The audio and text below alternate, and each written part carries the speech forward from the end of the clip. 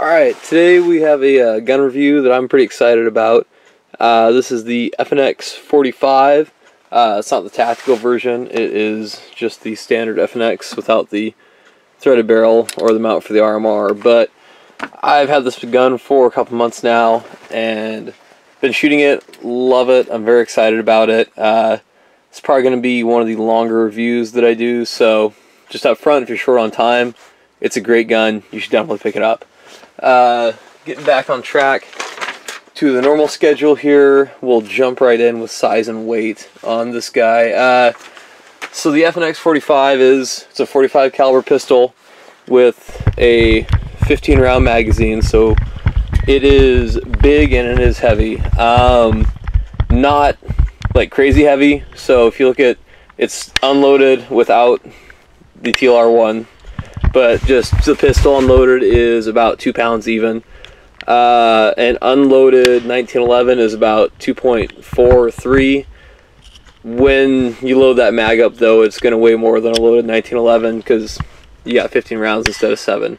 So loaded, it's going to be a little heavier than a 1911. So it's on the heavier end, but it's not like crazy heavy. Size is another area where it's big.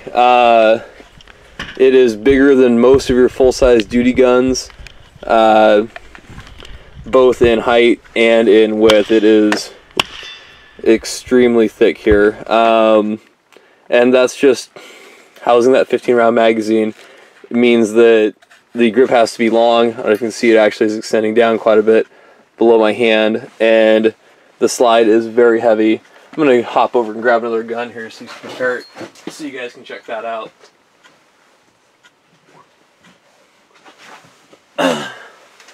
Alright, so this is a Glock 22 in 40, and just so there's a way for you guys to compare these things, because I know on camera it's kind of hard, that's pretty much what you're looking at for size difference.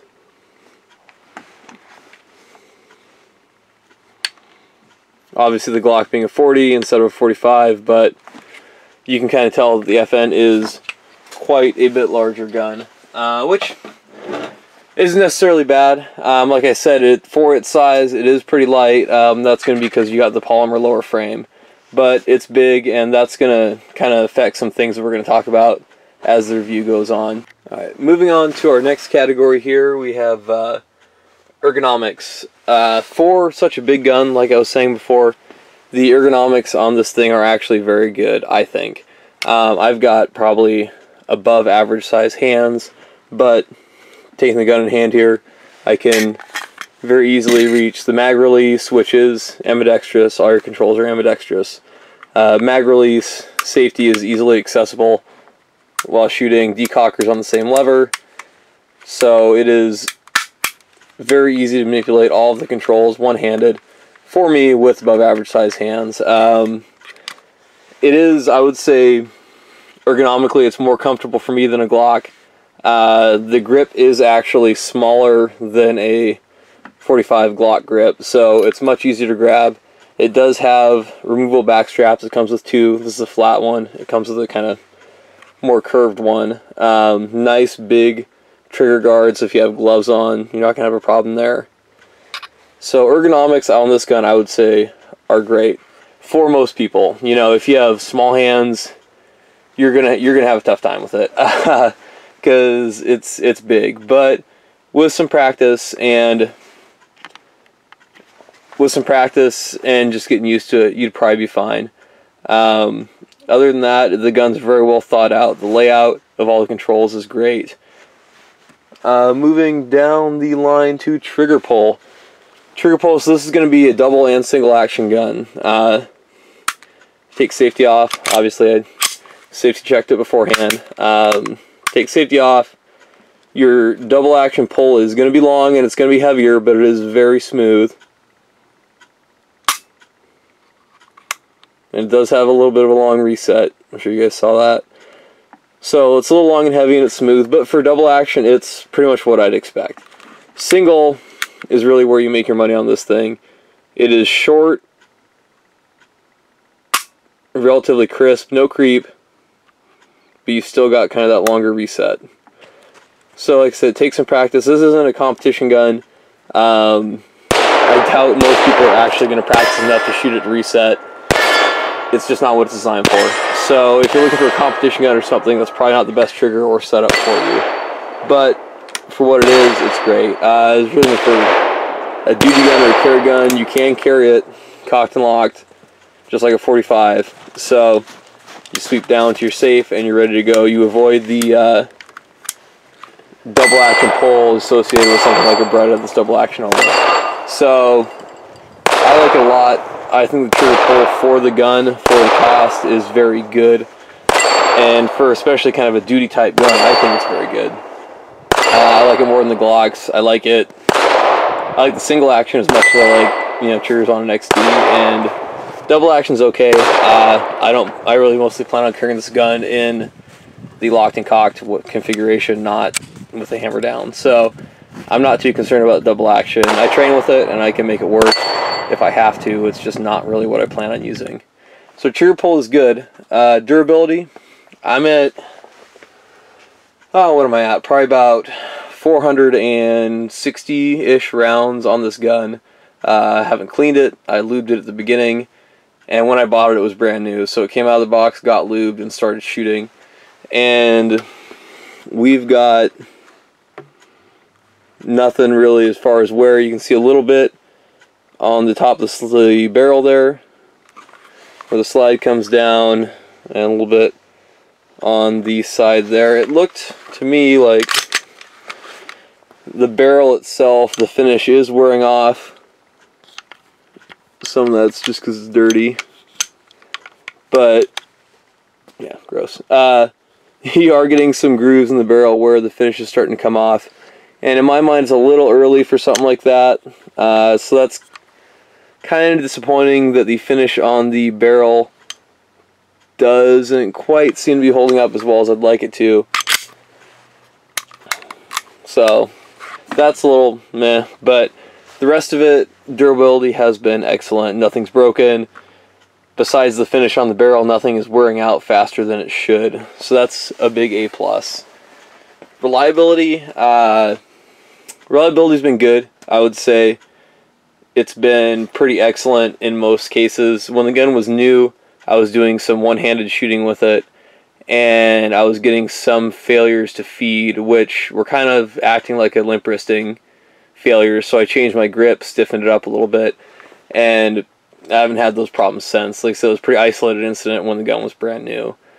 Other than that, if you shoot reloads, you're going to want to be careful. I do a lot of reloading, and I shoot a lot of reloads through this gun. With the bigger slide on here, the slide on this gun is very heavy. Most of the weight's up top here in the slide. And what I've run into is a lot of my reloads for training and some of the competitions are relatively low powered. And they'll run other guns, my 1911s, my XDs, just fine, but they don't generate enough pressure in the FN to fully cycle the slide. So you get a lot of failures to extract or failures to feed. Just for example, I was using Clay's International to work up some loads, and I made it all the way to the top of the load chart and still wasn't getting enough pressure to fully work the slide on this gun. So you're going to have to be a little careful with reloads if that's what you're using, and just make sure that you're kind of in the upper half of the power range on that, and you should be fine. Everything else I've done with normal pistol powder, excuse me, in the upper range has worked just great. So just kind of be aware of that on reliability if you're shooting a lot of reloads. Other than that, it's been awesome. No problems at all with reliability. Alright, sights. So this gun, when I bought it, and what did I pay for it? About $670. So decently priced for what it is, especially. But the sights that originally came on it were just your standard kind of 3-dot, 3 painted on dots, not night sights, kind of like you'd see on an XD, basically, white dot up front, 2 in the back. I had them swap those out for these TrueGlow night sights that are fiber optic backed with tritium, so they are really easy to pick up in day or night. I really like the white around the green on the front one, if I can show that to you guys. There's a little better look at it. So the contrast is great. So the standard sights weren't bad. They were pretty basic. Kind of similar to sights on the Beretta. If you guys have seen my video on the Beretta, they're okay. I thought for my purpose it was worth the money to switch them out to night sights with a little higher contrast. And I really like the TrueGlow sights. They've been outstanding. So that's something maybe you guys want to look at swapping out if you're going to use the gun at night a lot, or you just aren't the biggest fan. There are some models that come with the night sights from the factory, I believe. I think one of my friends just ordered one online. So it is an option to get them straight from the factory. They're pretty easy to swap out, though, at your local gunsmith, or you can do it if you're so inclined at home. Accuracy has been good. It's kind of on par with most other handguns. It's not a target gun. It's not a competition gun. It's a duty gun, and it is plenty accurate enough for that. I don't have any targets here, but it's good. I've had not one problem with accuracy. Alright, so takedown is going to be very, very easy. And that's one of the things I love about this gun. I hate it when new model guns are a pain in the ass to take down, because they shouldn't be. It's 2017. So, lock it back, rotate your lever down, release, and there you go. Gun's taken apart. You have your lower frame assembly, which you can see is pretty damn dirty. But still working great. As I continue to bump my camera. And then you have your upper frame assembly, which from here on out takes apart like every other handgun. You pop this guy out and the barrel drops out. I'm not going to do it because I don't think you guys need that part explained to you. Also very dirty and running great. So that's pretty much assembly, and reassembly is the same thing in reverse.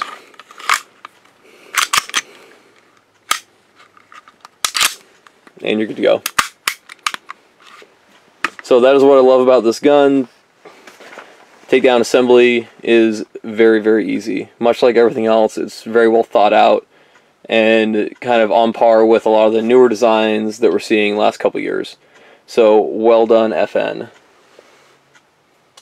Capacity, like I said earlier, 15 rounds of 45 in one of the magazines is outstanding. To my knowledge, right now, in 2017, it's the highest capacity 45 out there with standard mags. You can get extended Glock mags and all that stuff, but as far as factory mags that come with the gun, I'm pretty sure, correct me if I'm wrong, someone, but it's the highest capacity out there, so it's outstanding. It's great. You're going to get a little kind of extra base plate here, so it does, it makes the gun bigger from the bottom there, so your mag, is going to give you a little extra size, if that matters to you. Not the end of the world. It gives you a little nub in there, keep your hand on the grip. It doesn't really matter to me. If it matters to you, I believe you can also get flush fitting mags that are 13 rounders, I think. So look at it if that's something that concerns you. I don't know why it would be, but if it is, go for it. Another thing to note on these mags is the locking system does use a nugget on the front, right there, as opposed to a slot cut in it like a Glock or an XD, which is going to cause you some heartache with mag holders. I have a couple different ones I've tried. The kind of generic Safariland duty holster, duty mag holders work. You just got to adjust the tension screws way out, because these are also physically bigger magazines than most other ones you're going to come across. But I have not tried it in the soft mag holders I use on my gear to run tests and stuff work great with it too. I haven't tried it on a lot of the hard plastic ones like the Blade Tech mag holders or anything like that. So it may or may not work. I'm not sure, to be honest with you. Give it a try. I've seen some mixed comments online as far as guys having those work or not. So take a look and use caution. But that is one thing, is you're going to have a harder time finding a holder to get these mags to fit in than something more standard. It's kind of a trade-off for the extra rounds. Alright, caliber is, as I said before, it's 45, which is great. Love it. Accessories is going to be kind of limited. You know, these pistols aren't selling at the volume of like a Glock, so aftermarket accessories are kind of limited. You can get, you know, extra mags, obviously, as I told you about, sights and holsters. I haven't seen a lot in the way of, you know, trigger mods or anything like that, so accessories are kind of limited. This isn't a gun probably that you're going to do a ton of modification on yourself, because the aftermarket I just don't think is there right now. So kind of a bummer, but there's still stuff out there. There's enough stuff to set yourself up if you want to use it for a duty gun or anything like that. Kind of segments into the general talk of, you know, philosophy of use and what is this gun really fit for. Due to the size and weight, I would not recommend using this as a concealed carry gun. If you can, more power to you. You're really well set, but it's big. It's way too big in my opinion for that, and it's heavy. So I would not. Home defense gun, absolutely. Weight's not an issue at that point. Concealing is not an issue at that point, and the extra rounds are great. So bedside gun, home defense gun, awesome. Duty gun, if you're a cop, it'd be great for that. Make sure that you're practicing the manual arms and the safety. If you're going from something like a Glock to this method, you're going to have to practice sweeping that safety on and off when you draw. So something to consider out there, but it would make an excellent duty gun for law enforcement. Recreation, absolutely be great. It's fun to shoot. This gun is probably one of the softer shooting 45s that I've used, probably because of the weight of the slide eating up a lot of the recoil. It's great. When you pick the gun up, it empty feels very top heavy because of the weight of the slide. So when you hold it empty, you think, this gun is not going to be that comfortable. Once you insert a loaded mag with 15 rounds of 45, it evens out and is balanced great. So balance is great. It's very, very fun to shoot, especially if someone is a little shy in recoil, but they want to shoot a 45, maybe not a bad way to go.